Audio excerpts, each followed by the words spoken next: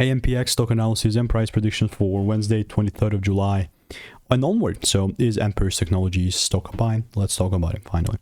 Look, having done well over 43,000 videos myself, I've seen what's printing and what's not, especially with AMPX. It's just like a nice solid bullish market. This is where I kind of begin, but then the price kind of gapped up. It was 645 and now we're 849. $2 plus and 4 cents. The only thing that I would care really is the pull down and then a break. It's a phenomenal first break, but a second break is also needed. And guess what? I'll keep you updated if it gaps up randomly or whatever. I'll keep you updated for that. Stay tuned. I mean, in the Discord, I have a lot of receipts with AMPX. 9 results. If you want to stay tuned and get my money making emails and insights for free, click the first link in the description. Get my free blueprint and emails, right? Like I said.